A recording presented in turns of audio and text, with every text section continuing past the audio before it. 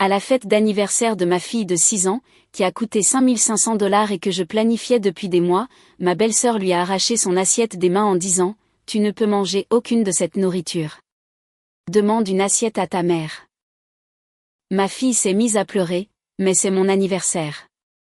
Tous les autres enfants se voyaient servir un immense menu de gâteaux et de sucreries pendant que ma fille restait là, affamée, à sa propre fête. Ma belle-mère a attrapé le bras de ma fille et l'a poussée dans un coin. Reste là jusqu'à ce qu'on ait fini. Mon beau-père lui a jeté une serviette au visage. Arrête de pleurer. Quand ma fille a essayé de prendre un cupcake, ma belle-sœur le lui a écrasé sur le nez. J'ai dit, non. Elle est tombée par terre et mon mari est resté assis là, à manger, pendant que sa famille brutalisait notre fille à sa propre fête. Je n'ai pas crié ni fait de scène. Je me suis levée et j'ai fait cette annonce. Toute la salle est tombée dans un silence de mort. Je n'aurais jamais imaginé que le pire jour de ma vie se produirait à une fête que j'avais passé 4 mois à organiser. 53 invités, un château gonflable en forme de licorne, une maquilleuse professionnelle, un traiteur de la meilleure pâtisserie de la ville, et des décorations personnalisées aux couleurs préférées de ma fille Lily, lavande et vert menthe. Chaque détail avait été choisi en pensant à elle. Elle avait compté les jours sur son petit calendrier, barrant chaque matin d'un trait de feutre violet, me demandant chaque soir avant de se coucher combien de « dodo » il restait avant son jour spécial. Lily a eu 6 ans le 15 mars, et je voulais que ce soit magique. Après tout ce qu'elle avait traversé cette année-là, la rentrée en maternelle, l'adaptation aux horaires de travail plus longs de son père, la gestion de l'anxiété qui la tenait parfois éveillée la nuit, elle méritait quelque chose de beau, quelque chose qui lui appartienne entièrement. Je m'appelle Caroline et je suis mariée à Derek Whitfield depuis 8 ans. Nous nous sommes rencontrés à l'université, nous nous sommes mariés jeunes et nous avons eu Lily 2 ans après notre mariage. Pendant longtemps, j'ai cru que nous étions heureux. J'ai cru qu'il m'aimait. J'ai cru que sa famille m'avait accepté, même si les signes avaient toujours été là, tapis sous des sourires polis et des compliments à double tranchant. Les Whitfield étaient de la vieille fortune, pas extraordinairement riches, mais assez aisés pour mépriser quiconque avait travaillé pour ce qu'ils possédaient. La mère de Derek, Marjorie, venait d'une famille qui possédait plusieurs propriétés commerciales en ville. Son père, Donald, avait bâti une agence d'assurance prospère à partir de rien, bien qu'il préférât laisser les gens croire que l'entreprise avait été transmise de génération en génération. La sœur de Derek, Nathalie, avait 2 ans de plus et n'avait jamais travaillé un seul jour de sa vie. Elle s'était mariée à un homme encore plus riche et passait ses journées à assister à des déjeuners de charité et à poster des photos de ses enfants sur les réseaux sociaux. J'ai grandi dans un petit appartement avec ma mère célibataire qui faisait des doubles gardes en tant qu'infirmière pour nous nourrir. J'ai payé moi-même mes études universitaires, j'ai obtenu mon diplôme avec mention et j'ai bâti une carrière de directrice marketing pour une entreprise de santé. Tout ce que j'avais, je l'avais gagné. Les Whitfield ne m'ont jamais laissé oublier que cela faisait de moi une personne inférieure à leurs yeux. La fête était prévue à 14 h au pavillon communautaire près de chez nous. J'avais loué l'espace pour toute la journée, voulant avoir assez de temps pour l'installation le matin et le nettoyage après. Derek avait promis de m'aider, mais il a disparu vers 11 h, prétextant que sa mère avait besoin d'aide pour déplacer des meubles. J'ai géré l'installation seule, dirigeant les traiteurs, gonflant les ballons, organisant la table des cadeaux et mettant en place les stands d'activités. À 13h30, le lieu ressemblait à une page de magazine de fête pour enfants. Des serpentins tombaient du plafond en rubans spiralés violets et verts. La table des desserts présentait un gâteau à 3 étages décoré de fleurs comestibles, entouré de plateaux de cupcakes, de biscuits en forme de papillons et de bols de bonbons. Une table séparée offrait des options salées, mini sandwichs, brochettes de fruits, plateaux de fromage et gobelets de légumes avec une sauce ranch. Le château gonflable se dressait fièrement dans un coin, déjà rempli d'enfants excités arrivés en avance. Lily portait une robe lavande avec une jupe en tulle qu'elle avait choisie elle-même. Un petit diadème était niché dans ses boucles brunes, et elle le touchait toutes les quelques minutes comme pour s'assurer qu'il était toujours là. Son sourire était si large qu'il semblait occuper tout son visage. Elle courait d'un stand à l'autre, saluant ses amis, montrant sa tenue d'anniversaire et me demandant sans cesse quand elle pourrait avoir du gâteau. Les Whitfield sont arrivés ensemble à 14h15, élégamment en retard comme toujours.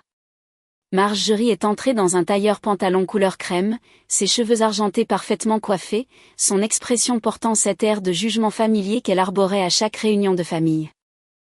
Donald la suivait, l'air déjà ennuyé. Nathalie est arrivée en dernier, tenant par la main ses deux fils, Oliver et Mason, âgés de 8 et 10 ans. J'ai immédiatement remarqué qu'aucun d'eux n'avait apporté de cadeau. Les autres invités avaient déposé des paquets emballés sur la table désignée, qui débordait maintenant de paquets colorés. Les Whitfield sont passés devant sans un regard. « Caroline » a dit Marjorie en m'offrant une étreinte rigide qui a duré exactement une seconde. « Quelle production vous avez montée ?»« Merci, Marjorie. Je suis contente que vous ayez pu venir. » Elle a scruté la pièce d'un œil critique. « J'espère que vous n'avez pas trop dépensé. » Derek a mentionné que les frais devenaient excessifs. J'ai senti ma mâchoire se crisper, mais j'ai gardé une voix agréable. C'est son 6e anniversaire. Je voulais que ce soit spécial. Elle est passée devant moi sans un mot de plus, se dirigeant vers la table de nourriture où elle a commencé à réarranger les plateaux que j'avais soigneusement positionnés. Derek est finalement apparu vers 14h30, sortant d'où il s'était caché. Il est allé directement voir sa famille, a fait un baiser sur la joue de sa mère et a donné une tape sur l'épaule de son père. Il n'est pas venu me voir. Il n'a pas pris de nouvelles de Lily. Il s'est simplement inséré dans leur cercle comme si sa femme et sa fille étaient des pensées secondaires. La fête s'est déroulée sans encombre pendant la première heure. Les enfants ont joué à des jeux, se sont fait maquiller le visage et ont sauté dans le château gonflable jusqu'à l'épuisement. J'ai circulé parmi les parents, les remerciant d'être venus, échangeant quelques mots sur l'école et les projets d'été. Tout semblait parfait. Vers 15h30, j'ai annoncé qu'il était temps de manger. Les traiteurs avaient installé un buffet, et j'avais prévu que les enfants soient servis en premier. Lily vibrait pratiquement d'excitation en prenant une assiette et en la remplissant de ses favoris, un mini sandwich, quelques fruits, une poignée de chips et 2 biscuits qu'elle lorgnait depuis l'installation. Elle a trouvé une place à l'une des tables décorées pour enfants, son assiette soigneusement équilibrée dans ses petites mains. Ses amis se sont rassemblés autour d'elle, riant et bavardant à propos du château gonflable et de qui avait le plus beau maquillage. Lily était en train de prendre sa première bouchée quand Nathalie est apparue à côté d'elle. Ce qui s'est passé ensuite a tout changé. Nathalie s'est penchée et a arraché l'assiette directement des mains de Lily.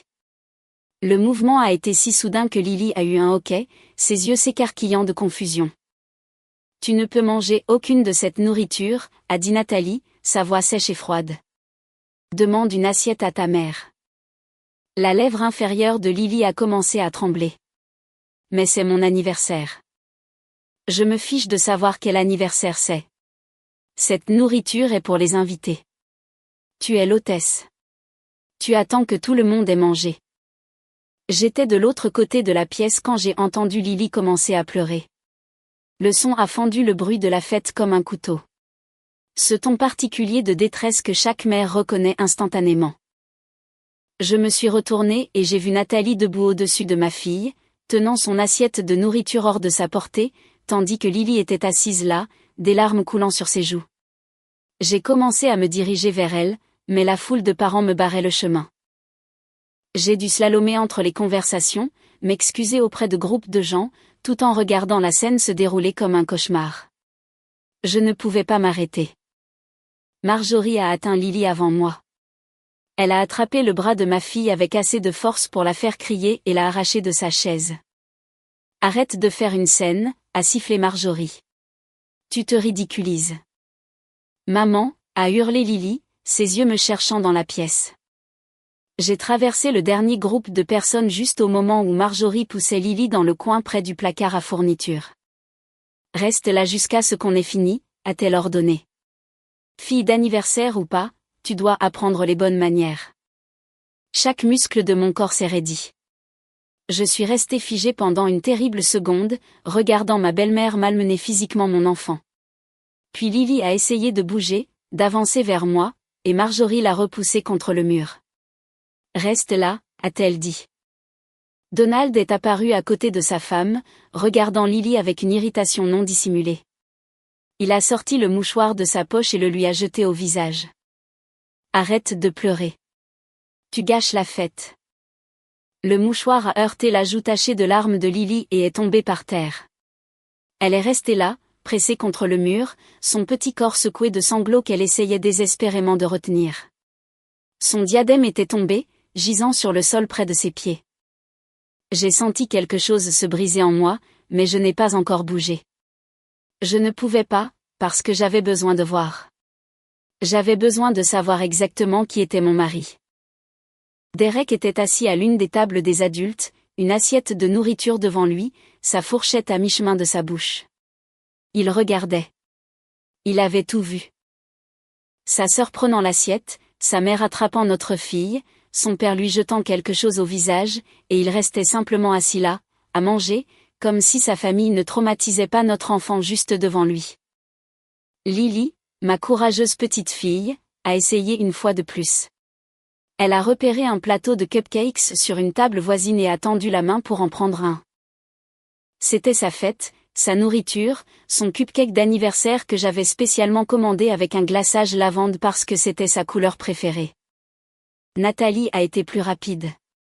Elle a attrapé le cupcake de la main de Lily et le lui a écrasé sur le visage, pas doucement, pas de manière enjouée, mais avec une cruauté délibérée. Le glaçage s'est étalé sur le nez et les joues de Lily.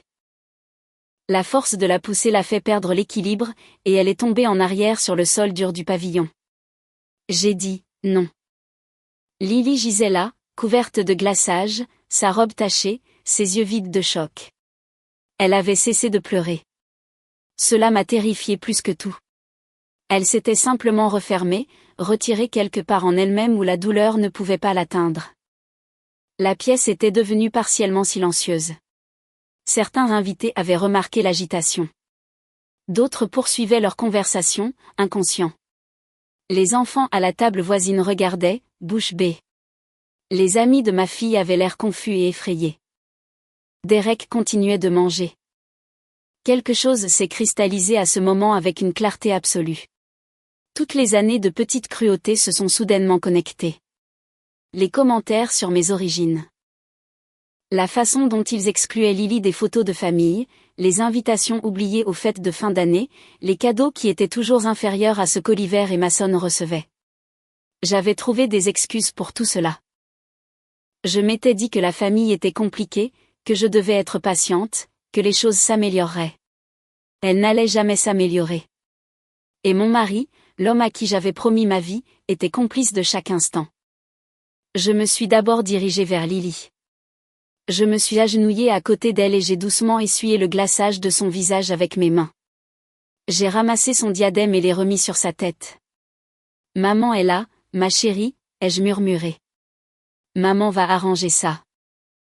Elle m'a regardé avec ses grands yeux bruns, encore remplis de larmes qu'elle avait trop peur de verser. Je l'ai aidée à se relever et je lui ai pris la main.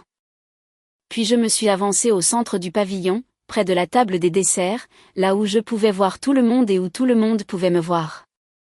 Excusez-moi, ai-je dit. Ma voix ne tremblait pas, j'ai besoin de l'attention de tous, s'il vous plaît. Les conversations se sont tues, les têtes se sont tournées. Même les enfants ont arrêté de jouer pour me regarder. Je veux tous vous remercier d'être venus célébrer le 6e anniversaire de Lily. J'ai fait une pause, en regardant le plus de gens possible dans les yeux. Malheureusement, cette célébration est terminée. Mais avant de partir, je pense que tout le monde mérite de savoir pourquoi. Le visage de Marjorie est devenu blême. Nathalie a croisé les bras d'un air défensif. Donald a marmonné quelque chose dans sa barbe. Derek a finalement posé sa fourchette, me regardant avec un mélange de confusion et des premières lueurs d'inquiétude. Au cours des 15 dernières minutes, ma fille, la reine de la fête, l'enfant que nous sommes tous censés célébrer ici, a été agressée physiquement par 3 membres de la famille de mon mari. J'ai pointé Nathalie du doigt. Ma belle-sœur lui a arraché une assiette de nourriture des mains et lui a dit qu'elle n'avait pas le droit de manger à sa propre fête. J'ai pointé Marjorie du doigt. Ma belle-mère lui a attrapé le bras assez fort pour laisser des bleus, l'a poussé dans un coin et lui a dit de rester là jusqu'à ce que les adultes aient fini. J'ai pointé Donald du doigt. Mon beau-père lui a jeté une serviette au visage et lui a dit d'arrêter de pleurer. J'ai de nouveau pointé Nathalie du doigt. Et quand Lily a essayé de prendre un simple cupcake, son propre cupcake d'anniversaire, ma belle-sœur le lui a écrasé sur le visage et l'a fait tomber par terre. Des murmures de stupeur ont parcouru la foule. Plusieurs mères avaient l'air horrifiées. Quelques pères se sont levés, regardant alternativement moi et les Whitfield avec une colère naissante. Mon mari a été témoin de tout cela, ai-je continué, ma voix toujours stable malgré le tremblement que je sentais commencer dans mes mains. Il était assis à sa table et a regardé sa famille abuser de notre fille. Il n'a rien fait. Il n'a rien dit. Il a juste continué à manger. Derek s'est finalement levé, le visage rouge. Caroline, ça suffit. Non, Derek, ce n'est pas du tout assez. Je l'ai regardé droit dans les yeux, et je n'ai pas reconnu l'homme qui me regardait en retour. Nous avons fini. Toi et moi, c'est terminé. Je demande le divorce lundi, et je demanderai la garde exclusive de Lily. J'ai une salle pleine de témoins qui viennent de m'entendre décrire ce qui s'est passé. Et je suis certaine qu'au moins quelques-uns d'entre eux ont enregistré le comportement de ta famille sur leur téléphone. Il a ouvert la bouche, puis l'a refermée. Ses yeux ont balayé la pièce, voyant les téléphones qui étaient en effet pointés dans sa direction. À mes invités, je m'excuse que vous ayez dû assister à cela. S'il vous plaît, servez-vous de la nourriture si vous le souhaitez. Dieu sait que Lily n'en mangera pas maintenant. La fête est finie. Merci d'être venu. Marjorie s'est avancée, le visage tordu de fureur. Comment osez-vous? Après tout ce que nous avons fait pour vous, petite ingrate. Tout ce que vous avez fait pour moi? J'ai ri, mais il n'y avait aucun humour dans ce rire. Vous m'avez traité comme de la saleté depuis le jour où Derek m'a ramené à la maison. Vous avez fait des commentaires désobligeants sur mes vêtements, mon travail, ma famille. Mes origines. Vous avez exclu ma fille des événements familiaux. Vous lui avez donné des cadeaux de seconde main pendant que vos autres petits-enfants recevaient des jouets neufs. Et aujourd'hui, vous l'avez blessé physiquement à sa propre fête d'anniversaire. Alors, s'il vous plaît, Marjorie. Redites-moi ce que vous avez fait pour moi exactement. Elle a bafouillé, incapable de formuler une réponse cohérente. J'ai pris Lily dans mes bras, l'installant sur ma hanche, même si elle devenait assez grande pour que cela me fasse mal au dos. Elle a enroulé ses bras autour de mon cou et a enfoui son visage dans mon épaule. Nous partons maintenant, ai-je dit. J'ai déjà tout payé, alors servez-vous du gâteau. J'ai regardé les Whitfield une dernière fois. Sauf vous. Vous pouvez partir. Je suis sortie du pavillon avec ma fille dans les bras, passant devant le château gonflable où les enfants attendaient encore, incertains, devant le stand de maquillage, devant les décorations que j'avais passé des semaines à perfectionner. Derrière moi, j'ai entendu le murmure des voix s'élever, certaines choquées, certaines en colère, d'autres déjà bourdonnant des ragots que cela allait générer. Je m'en fichais. À mi-chemin de ma voiture, j'ai entendu des pas derrière moi. Des pas lourds et pressés que j'ai reconnus immédiatement. Caroline, arrête. Tu dois revenir à l'intérieur et t'excuser. Je me suis retournée pour faire face à Derek. Il était là, dans son pantalon chino bien repassé et sa chemise bleue, l'air plus agacé qu'inquiet. Ses yeux se sont tournés vers Lily, toujours accrochée à mon cou, et je n'y ai vu aucune tendresse. Seulement du calcul. M'excuser? Ma voix est sortie plate et froide. Pourquoi exactement? Pour avoir embarrassé ma famille devant tous ces gens. Ma mère est en larmes. Nathalie est furieuse. Tu les as fait passer pour des monstres. Je l'ai fixé, attendant autre chose. Une reconnaissance de ce que sa famille avait fait. Une lueur d'inquiétude pour l'enfant qui tremblait dans mes bras, dont le visage était encore collant de glaçage, dont la robe était tachée et déchirée. Ce n'est jamais venu. Ta sœur a écrasé un cupcake sur le visage de notre fille, ai-je dit lentement, en articulant chaque mot. Ta mère l'a attrapé assez fort pour lui laisser des marques. Ton père lui a jeté quelque chose au visage, et toi, tu es resté assis là à manger comme si tu regardais une émission de télévision. Tu exagères. Ce n'était pas si dramatique. Lily est hypersensible. Tu le sais. Elle pleure pour un rien. Ma famille essayait de lui apprendre quelques manières, et tu en as fait tout un spectacle. Les mots m'ont frappé comme de l'eau glacée. Mais ils ont aussi clarifié quelque chose. Ce n'était pas un homme dans le déni. C'était un homme qui ne voyait sincèrement rien de mal à ce qui s'était passé. Il avait regardé sa fille de 6 ans se faire malmener physiquement par 3 adultes, et sa seule préoccupation était que j'avais fait passer sa famille pour des méchants. J'emmène Lily chez ma mère, ai-je dit. Ne nous suis pas. N'appelle pas. J'ai besoin de temps pour réfléchir. Réfléchir à quoi? Sa voix s'est aiguisée avec une première pointe de véritable inquiétude, mais ce n'était pas de l'inquiétude pour moi ou pour Lily. C'était de l'inquiétude pour lui-même, pour la perturbation de sa vie confortable. Caroline, c'est ridicule. Reviens à l'intérieur. Arrange les choses avec mes parents, et nous pourrons en discuter plus tard comme des adultes. Il n'y a rien à discuter. Je lui ai tourné le dos et j'ai continué à marcher vers la voiture. Il m'a appelé 2 fois de plus, mais il n'a pas suivi. Cela m'a dit tout ce que j'avais besoin de savoir. Il n'était pas prêt à se battre pour nous. Il n'était même pas prêt à traverser un parking en courant. Le trajet jusqu'à l'appartement de ma mère a duré 20 minutes. Lily s'est endormie en 5 minutes, épuisée par le bouleversement émotionnel. Je la regardais dans le rétroviseur, ses joues tachées de larmes et les restes de glaçage lavande dans ses cheveux, et j'ai senti quelque chose durcir dans ma poitrine. Une rage protectrice qui couvait depuis des années s'est finalement cristallisée en résolution. Mon téléphone n'arrêtait pas de vibrer pendant le trajet. Derek, Marjorie, Nathalie, Donald, même des numéros que je ne reconnaissais pas, probablement d'autres membres de la famille qui avaient été informés de ma trahison. J'ai mis le téléphone en mode silencieux et je l'ai laissé dans mon sac à main. À un feu rouge à 3 pâtés de maison de l'immeuble de ma mère, je me suis autorisé un moment de chagrin. Des larmes ont coulé sur mes joues alors que je pleurais le mariage que je pensais avoir, la famille dans laquelle je pensais être entrée, l'avenir que j'avais imaginé pour Lily. Tout cela n'était qu'une illusion. Tout cela avait été construit sur ma volonté de fermer les yeux, d'excuser et d'endurer. Le feu est passé au vert. J'ai essuyé mon visage, j'ai pris une profonde inspiration et j'ai avancé vers ma nouvelle vie. L'immeuble de ma mère était un modeste bâtiment de 3 étages sans ascenseur dans un quartier calme. Elle y vivait depuis 15 ans, depuis qu'elle avait déménagé dans un logement plus petit après le décès de mon père. Le bâtiment était ancien mais bien entretenu, avec une petite cour où les résidents cultivaient des tomates en été et accrochaient des guirlandes lumineuses pendant les fêtes. Je suis montée avec Lily dans les bras, son poids mort me brûlant les bras au 2e étage. Au moment où j'ai atteint l'appartement 3B, j'étais essoufflée et mon dos me faisait terriblement souffrir. J'ai frappé avec la main qui ne soutenait pas ma fille, et ma mère a répondu en quelques secondes. Sandra nous a regardés, et son visage s'est transformé.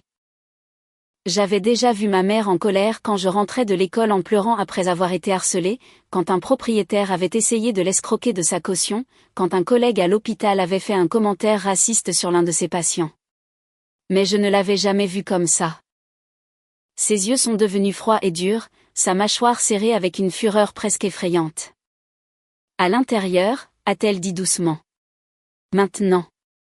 Elle a pris Lily de mes bras avec une force surprenante pour une femme de 60 ans et l'a emmenée directement dans la chambre. Je l'ai suivie, la regardant déposer doucement ma fille sur le lit et la couvrir d'une couette moelleuse. Lily a bougé mais ne s'est pas réveillée. La salle de bain, a dit ma mère. Nettoyons-la pour qu'elle ne se réveille pas avec du glaçage séché dans les cheveux. Ensemble, nous avons soigneusement lavé le visage et les mains de Lily avec des linges chauds. Nous avons enlevé la robe abîmée et l'avons remplacée par un de mes vieux t-shirts que ma mère avait gardé pour une raison quelconque. Peut-être par sentimentalisme, peut-être par sens pratique. Lily a dormi pendant tout ce temps, trop épuisée pour sortir des rêves qui l'avaient emportée. Quand elle a été enfin installée, ma mère m'a ramenée à la cuisine et a désigné une chaise. Je me suis assise. Elle a mis la bouilloire en marche pour le thé, un rituel qu'elle avait accompli pour chaque crise de ma vie, des genoux écorchés au refus d'admission à l'université, en passant par la mort de mon père. Raconte-moi, a-t-elle dit en rassemblant les tasses et les sachets de thé. Tout, depuis le début. Alors, je l'ai fait. Elle a écouté sans m'interrompre, son expression s'assombrissant à chaque détail. J'ai été si stupide, maman, ai-je dit quand j'ai eu fini. Je les ai laissés nous traiter comme ça pendant des années. J'ai trouvé des excuses. Je pensais que je pouvais arranger les choses. Elle a tendu la main sur la table et a pris la mienne.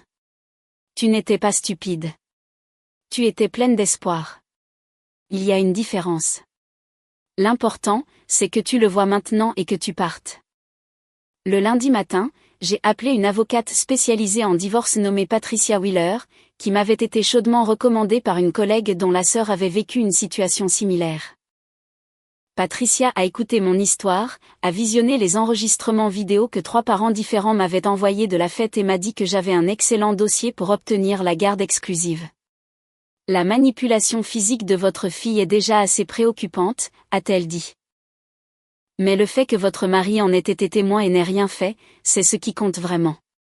Les tribunaux ne voient pas d'un bon œil les parents qui permettent que leurs enfants soient maltraités. Derek a appelé 17 fois ce jour-là. Je n'ai pas répondu. Il a envoyé des dizaines de messages, allant des excuses à la fureur, exigeant que je rentre à la maison, que je lui parle, que j'arrête d'être dramatique. J'ai sauvegardé chaque message pour les dossiers de Patricia. Le mercredi, il avait engagé son propre avocat et tentait de présenter les choses différemment. Selon sa version, j'avais surréagi à des conflits familiaux mineurs et j'utilisais Lily comme un pion dans une vendetta contre ses parents. Il affirmait que Nathalie avait simplement pris l'assiette parce que Lily était gourmande, que Marjorie l'avait doucement guidée vers un endroit plus calme parce qu'elle était surstimulée, que l'incident du cupcake était un accident. Les vidéos racontaient une autre histoire. L'audience pour la garde était prévue 6 semaines plus tard, mais cette période a semblé durer 6 ans. Je suis restée dans l'appartement de ma mère, dormant sur le canapé lit tandis que Lily prenait la chambre. Derek a reçu l'ordre de rester dans la maison familiale, et j'ai obtenu la garde principale temporaire en raison des preuves de ce qui s'était passé à la fête. Ces semaines m'ont mise à l'épreuve de manière que je n'avais pas prévue. Mon travail exigeait que je maintienne une attitude professionnelle lors des réunions et des conférences téléphoniques alors que ma vie personnelle s'effondrait. Je passais mes pauses déjeuner dans ma voiture à examiner des documents de Patricia ou à pleurer dans des serviettes en papier avant de me laver le visage et de retourner à mon bureau comme si de rien n'était. Ma collègue Rebecca a remarqué que quelque chose n'allait pas et a doucement sondé jusqu'à ce que je lui donne une version condensée des événements. Elle est devenue une alliée inattendue, me couvrant lorsque j'avais besoin de m'absenter pour des appels juridiques et m'apportant du café les matins où j'avais l'air particulièrement épuisée. Lily a fait des cauchemars presque toutes les nuits pendant les 2 premières semaines. Elle se réveillait en hurlant, convaincue que quelqu'un lui attrapait le bras ou la poussait dans des coins. Je me glissais dans le lit à côté d'elle et la tenais jusqu'à ce qu'elle se rendorme, en chantant les berceuses que je lui chantais quand elle était bébé. Parfois, elle posait des questions auxquelles j'avais du mal à répondre. Pourquoi mamie lui avait-elle fait du mal? Pourquoi papa n'avait-il pas aidé? Était-elle méchante? Cette dernière question me brisait le cœur à chaque fois. Aucune réassurance ne semblait la convaincre pleinement qu'elle n'avait rien fait pour mériter ce qui s'était passé. Je l'ai emmenée voir son pédiatre, le docteur William Chang, qui a examiné son bras là où Marjorie l'avait attrapé. Les ecchymoses s'étaient estompées en ombre jaune-vert, mais il a tout documenté avec des photographies et des notes détaillées. Son expression est restée professionnellement neutre, mais j'ai vu le resserrement autour de ses yeux quand Lily a tressailli à son contact. Je fournirai un rapport complet à votre avocate, a-t-il dit doucement pendant que Lily jouait avec un stéthoscope qu'il l'avait laissé emprunter. Ce qui lui est arrivé est inacceptable. Je veux que vous sachiez que vous faites ce qu'il faut en poursuivant cette affaire. Sa validation signifiait plus que je ne pouvais l'exprimer. Dans le brouillard de doute que Derek et sa famille avaient cultivé au fil des ans, je me demandais parfois si je n'exagérais pas entendre un professionnel de la santé confirmer que ma fille avait été blessée à aider à faire taire ses doutes. Ma mère est devenue notre roc pendant ces semaines. Elle a ajusté ses horaires de travail pour s'occuper de Lily quand je ne pouvais pas être à la maison, a pris en charge la cuisine et le ménage sans se plaindre, et a offert une sagesse constante chaque fois que je vacillais. Un soir, après un appel téléphonique particulièrement épuisant avec Patricia au sujet de l'enquête financière, je l'ai trouvée assise à la table de la cuisine avec un album photo ouvert devant elle. « Viens voir ça », a-t-elle dit en tapotant la chaise à côté d'elle. L'album était de mon enfance. Des photos de moi à des fêtes d'anniversaire, à des pièces de théâtre scolaire, en vacances d'été. Sur chaque photo, ma mère était à proximité, souriante, présente, protectrice. Mon père apparaissait aussi sur beaucoup d'entre elles.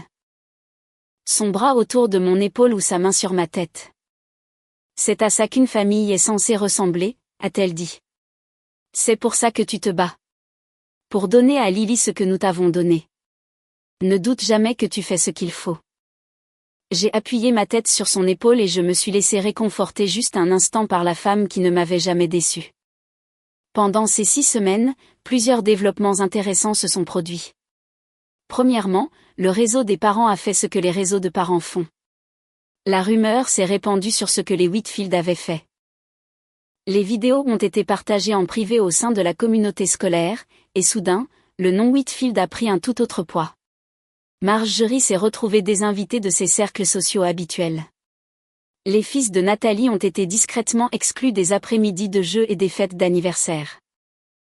Les clients de l'agence d'assurance de Donald ont commencé à demander des devis à la concurrence. Deuxièmement, Derek a tout essayé pour me faire changer d'avis. Il a envoyé des fleurs, que j'ai données à une maison de retraite. Il a écrit des lettres s'excusant de son inaction, que j'ai transmises à Patricia. Il a fait en sorte que ses parents m'appellent pour tenter une réconciliation, au cours de laquelle Marjorie m'a traité de croqueuse de diamants opportuniste, ignorant complètement que j'avais l'appel enregistré sur haut-parleur pendant que Patricia écoutait. Troisièmement, j'ai découvert exactement à quel point Derek m'avait caché des choses sur nos finances. L'enquête de Patricia a révélé qu'il avait systématiquement transféré de l'argent sur des comptes dont j'ignorais l'existence, des comptes que ses parents l'avaient aidé à créer des années avant notre mariage. Le total s'élevait à plus de 200 000 $ qui auraient dû être des biens matrimoniaux. Le jour de l'audience pour la garde est arrivé début mai. Je portais un tailleur bleu marine que ma mère m'avait acheté pour l'occasion. Lily est restée avec Sandra, qui avait pris sa journée pour être avec elle. Derek s'est présenté avec ses parents le flanquant comme des gardes du corps. Nathalie était notablement absente. J'ai appris plus tard que son propre avocat lui avait conseillé de rester à l'écart, car sa présence pourrait rappeler à la juge ses actions. L'audience elle-même a été méthodique et dévastatrice. Patricia a d'abord présenté les vidéos, laissant la juge regarder chacune d'elles sans commentaire. Marjorie attrapant le bras de Lily. Donald jetant la serviette. Nathalie écrasant le cupcake sur le visage de ma fille. Derek assis à sa table, mangeant, regardant, ne faisant rien. La juge était une femme d'une 60aine d'années nommée Margaret Thornton. Elle a regardé les vidéos avec une expression de plus en plus sombre, puis s'est tournée vers l'avocat de Derek avec un regard qui promettait des questions difficiles. « Votre client voudrait faire croire à la cour qu'il s'agissait d'un malentendu », a dit la juge Thornton. « Pouvez-vous m'expliquer comment une femme adulte écrasant de la nourriture sur le visage d'une fillette de 6 ans constitue un malentendu ?» L'avocat de Derek a bredouillé une explication sur la dynamique familiale et les différences culturelles, ce qui n'a fait qu'irriter davantage la juge. Quand ce fut mon tour de parler, j'ai fait une déclaration brève. J'ai décrit les années de mauvais traitement, le schéma d'exclusion et de cruauté, et la vérité fondamentale au cœur de tout, que Derek avait vu sa famille blesser notre fille et avait choisi de ne rien faire. Je ne veux pas priver Lily de son père, ai-je dit. Mais j'ai besoin de savoir que quand elle est avec lui, elle sera protégée. J'ai besoin de savoir qu'il fera passer sa sécurité avant l'approbation de sa famille. D'après tout ce que j'ai vu, je ne crois pas qu'il en soit capable. Le témoignage de Derek a été un désastre. Son avocat a essayé de le guider vers des réponses sympathiques, mais Derek n'a pas pu s'en empêcher.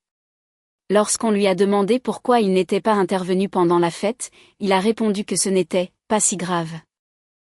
Les enfants se fâchent tout le temps dans les fêtes. Ma famille essayait juste de maintenir l'ordre. La juge Thornton s'est penchée en avant. Monsieur Whitfield, j'ai vu des preuves vidéo de votre sœur poussant votre fille au sol. J'ai vu votre mère attraper physiquement une fillette de 6 ans et la pousser dans un coin. À quel moment est-ce que ça devient grave pour vous? Il n'avait pas de bonne réponse. La décision de la juge est tombée 3 jours plus tard. J'ai obtenu la garde physique exclusive de Lily, Derek bénéficiant de visites surveillées un week-end sur 2. Les visites devaient avoir lieu dans un centre désigné en présence d'un superviseur nommé par le tribunal. Ses parents avaient l'interdiction formelle d'être présents lors de toute visite. De plus, la juge a ordonné un décompte complet des biens matrimoniaux, et les comptes cachés que Derek avait maintenus ont été pris en compte dans le règlement du divorce. J'ai reçu la maison, que j'ai rapidement vendue. J'ai reçu 60% du total des biens matrimoniaux. J'ai reçu une pension alimentaire calculée sur le revenu réel de Derek plutôt que sur le chiffre réduit qu'il avait initialement déclaré. Le divorce a été finalisé en août, 5 mois après cette terrible fête d'anniversaire. J'ai déménagé avec Lily dans un nouvel appartement de l'autre côté de la ville, plus près de ma mère et plus loin de la sphère d'influence des Whitfield. Notre nouvel appartement était plus petit que la maison que j'avais partagée avec Derek, mais il semblait infiniment plus spacieux sans le poids des attentes de sa famille pesant sur chaque surface. 2 chambres, un modeste salon avec de grandes fenêtres qui laissaient entrer la lumière de l'après-midi, et un petit balcon où j'ai mis un pot d'herbes aromatiques et 2 chaises pliantes. Lily a choisi la couleur pour sa chambre, un lavande doux qui lui rappelait les bons moments de son anniversaire avant que tout ne tourne mal. J'ai passé un week-end entier à la peindre moi-même, apprenant sur le tas, faisant des erreurs et les corrigeant. La première nuit dans notre nouveau chez nous, Lily m'a aidé à ranger ses peluches sur son lit avec le même sérieux qu'un général pourrait apporter au positionnement de ses troupes. Elle a placé ses préférées près de son oreiller et celles dont elle s'était lassée mais qu'elle ne pouvait se résoudre à donner sur les bords. Quand elle a été satisfaite, elle s'est glissée sous les couvertures et m'a regardé avec une expression que je n'avais pas vue depuis des mois. « Maman, j'aime cette chambre », a-t-elle dit. « On s'y sent en sécurité. » Je l'ai embrassée sur le front et les bordées, puis je suis restée dans l'embrasure de la porte jusqu'à ce que sa respiration ralentisse en sommeil. En sécurité. Ce seul mot contenait tout ce pourquoi je m'étais battue. Construire une nouvelle routine a pris du temps et de la patience. Les matins étaient des courses contre la montre entre les petits déjeuners et la recherche de chaussures manquantes. Les soirées sont devenues sacrées. Dîner ensemble à notre petite table, devoirs ou lecture sur le canapé, bain qui se transformait parfois en bataille d'eau. J'ai appris à être les 2 parents à la fois, comblant les vides que Derek avait laissés sans que son absence ne ressemble à une blessure. Ma mère venait souvent, apportant des gratins et des conseils à parts égales. Elle a appris à Lily à jouer à des jeux de cartes dont je me souvenais de mon enfance et lui a raconté des histoires sur mon père qui la faisaient rire. Lentement, imperceptiblement, notre petite famille de 2 a commencé à se sentir complète plutôt que brisée. Les conséquences se sont étalées sur l'année suivante. Marjorie a tenté de me poursuivre en justice pour diffamation, affirmant que mon discours à la fête avait nui à sa réputation. L'affaire a été classée lorsque le juge a souligné que la vérité est une défense absolue contre la diffamation, et que les preuves vidéo soutenaient tout ce que j'avais dit. Le mari de Nathalie a finalement appris tous les détails de ce que sa femme avait fait. Leur mariage n'a pas survécu à la révélation. J'ai entendu dire qu'il était dégoûté par son comportement et ne pouvait pas le concilier avec la femme qu'il pensait avoir épousée. L'entreprise d'assurance de Donald a continué de décliner. Il s'est avéré que la communauté avait une longue mémoire pour les gens qui jettent des serviettes aux enfants qui pleurent. Derek s'est présenté à exactement 3 visites surveillées avant d'arrêter de venir. Le superviseur a rapporté qu'il passait la plupart de chaque session à se plaindre de moi plutôt qu'à s'engager avec Lily. Finalement, il a déménagé dans un autre état pour prendre un travail que son père lui avait arrangé, et ses visites se sont réduites à des appels vidéo occasionnels auxquels Lily ne voulait de plus en plus pas répondre. Elle a commencé une thérapie 1 mois après la fête. Sa thérapeute, le docteur Eleanor Brox, était spécialisée dans les traumatismes infantiles et a aidé Lily à traiter ce qui s'était passé. Cela a pris du temps. Il y a eu des cauchemars, des périodes de régression, des moments où elle sursautait si quelqu'un bougeait trop vite près d'elle. Mais les enfants sont résilients quand ils se sentent en sécurité, et je me suis consacrée à la faire se sentir en sécurité.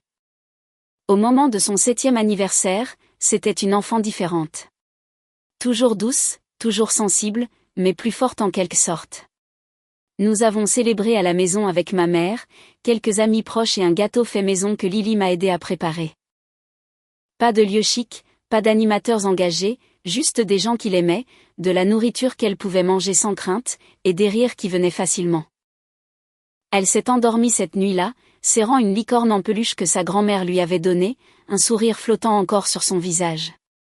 Je me suis assise à côté de son lit et je l'ai regardée respirer, pensant à tout ce qui avait mené à ce moment. L'humiliation de cette fête. La rage que j'avais ressentie en voyant ma fille traitée comme une intruse à sa propre célébration. Le calme qui m'avait envahi quand j'ai réalisé ce que je devais faire.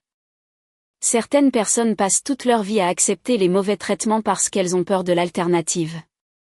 Elles se convainquent que maintenir la paix vaut leur dignité, le bien-être de leurs enfants, leur propre estime de soi. J'avais été l'une de ces personnes pendant 8 ans. Voir ma fille tomber par terre avec du glaçage étalé sur le visage. Voir mon mari continuer à manger comme si de rien n'était. C'était mon point de rupture.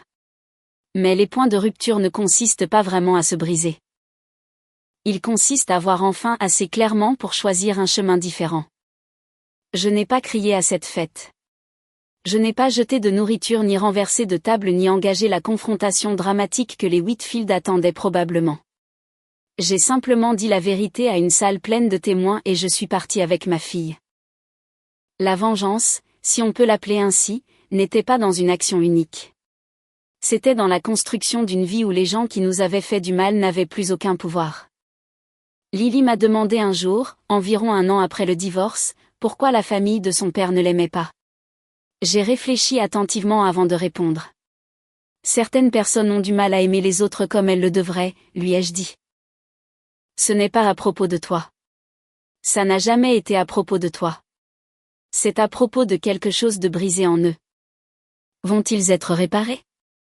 Je ne sais pas, ma chérie. Mais ce que je sais, c'est que tu es entourée de gens qui t'aiment exactement comme tu es. Et c'est ce qui compte. Elle a semblé satisfaite de cette réponse.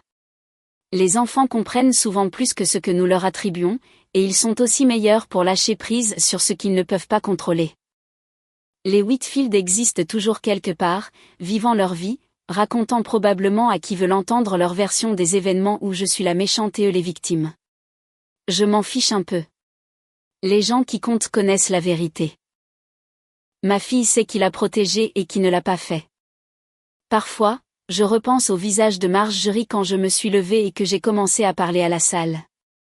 Le choc, l'incrédulité que quelqu'un qu'elle avait si longtemps méprisé se défende enfin.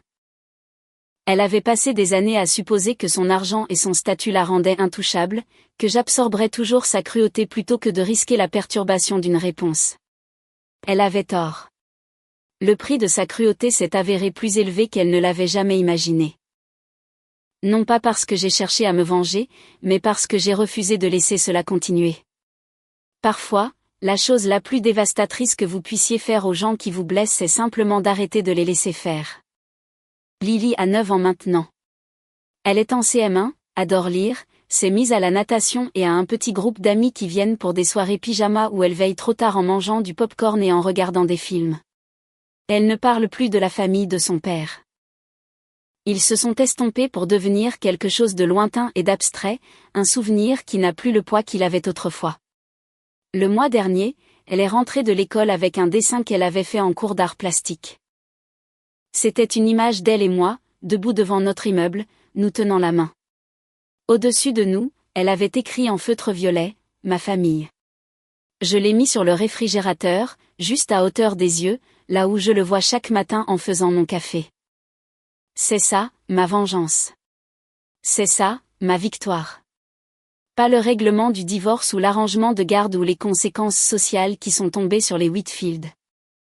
C'est le dessin sur mon réfrigérateur, les rires dans mon appartement, l'enfant qui s'endort en sachant qu'elle est aimée et en sécurité. Je me suis tenue dans une pièce pleine de gens et j'ai annoncé que j'en avais fini d'accepter ce traitement. Toute la salle s'est tue parce qu'ils ont reconnu le moment pour ce qu'il était.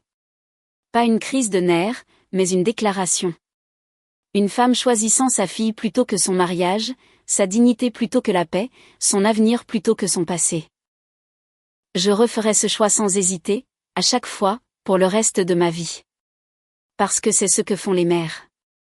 Nous protégeons nos enfants, même si cela signifie mettre le feu à tout ce que nous avons construit avec les personnes qui étaient censées être à nos côtés. La fête qui devait être magique est devenue tout autre chose. Elle est devenue le jour où j'ai enfin compris ma propre force. Le jour où j'ai cessé de trouver des excuses pour un comportement inexcusable.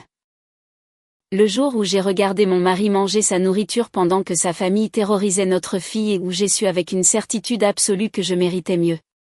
Lily méritait mieux. Et maintenant, enfin, nous l'avons. Mise à jour pour ceux qui demandent. Lily a continué de s'épanouir. C'est une enfant heureuse et en bonne santé qui m'apporte de la joie chaque jour. Je me suis remariée il y a 2 ans avec un homme merveilleux nommé James qui nous traite toutes les deux avec la gentillesse et le respect que nous avons toujours mérité. Les Whitfield ne font pas partie de nos vies et nous préférons que ce soit ainsi. Parfois, les meilleures fins ne sont pas une question de vengeance.